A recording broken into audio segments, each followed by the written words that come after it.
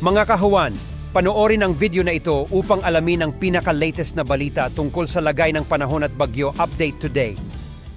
Ating latest satellite images, makikita po natin na patuloy ang pag-iral ng northeast monsoon, partikular na nga sa ilang bahagi ng Luzon or sa malaking bahagi ng Luzon, habang easterlies nagdadala ng mga kaulapan at mga pag-ulan ang nararanasan naman lalo na sa may silangang bahagi ng Visayas at kasama dito yung Caraga region. So asahan po natin ngayong araw, malaking bahagi ng Luzon ay makararanas ng maaliwalas sa panahon, liban na lamang sa mga mahinang pag-ulan sa may Batanes at Cagayan, habang ang malaking bahagi ng Eastern Visayas at kasama yung Caraga ay posibleng makaranas ng makatamtaman hanggang sa kumisay malalakas sa mga pag-ulan. Mga localized thunderstorms naman ang mararanasan sa nalabing bahagi ng Visayas at Mindanao. Sa ngayon nga po, base sa ating mga pinakahuling datos, wala tayong minomonitor na anumang low pressure area sa loob at labas ng Philippine Area of Responsibility. Maliit na po yung posibilidad na magkaroon tayo ng bagyo at least in the next 3 to 5 days. Kaya posible po, no, hanggang sa pagtatapos na ng taong 2025 ay maliit na yung posibilidad na magkaroon tayo ng bagyo.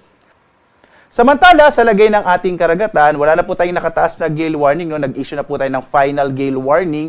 At inaasahan na lamang natin dito sa may Northern Luzon ang katamtaman hanggang sa maalong karagatan. Habang ang nalalabing bahagi ng ating bansa, makararanas naman ng banayad na kasakatamtamang kondisyon o lagay ng karagatan. Mag-ingat pa rin kapag may mga thunderstorms na kung minsan nagpapalakas ng alon ng karagatan, lalong-lalo na po para sa mga maliliit na mga sasakyang pandagat.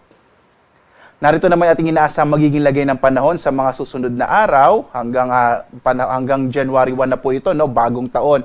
Bukas hanggang Martes, inaasahan nating hihina yung northeast monsoon o hanging amihan. Makararanas na lamang ng mga isolated o pulo-pulong mahinang pagulan itong bahagi ng Northern Luzon. Samantala, magpapatuloy yung epekto ng easterlies, partikular na sa Eastern Visayas, Caraga at maring umabot hanggang dyan sa may area ng Davao Region.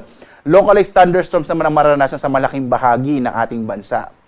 Pagdating ng bisperas ng taong 2026 sa Wednesday po, December 31, hanggang Thursday, January 1, inaasahan naman natin ang muling paglakas ng northeast monsoon o hanging amihan, makararanas sa mahihinang pag-ulan ng malaking bahagi ng Northern Luzon, habang makararanas naman ng mga pag-ulan na mula katamtaman hanggang sa kumisay malalakas sa mga pag-ulan, ang bahagi ng Bicol Region dahil inaasahan natin na muling iiral itong shear line o yung bangga na mainit at malamig na hangin. Pero sa kabuuan, sa inaasahan po natin sa pagsalubong ng ating bagong taon, base sa ating outlook, posible pong malaking bahagi ng ating bansa makararanas ng mas maliwalas sa panahon. Liban na lamang sa mga localized na mga rain showers, mga isolated light rains, mga pulo-pulong mahinang pag-ulan, at kung minsan po, lalong-lalo na dito sa may eastern section ng Southern Luzon, yung Bicol Region, makararanas naman ng mga pag-ulan.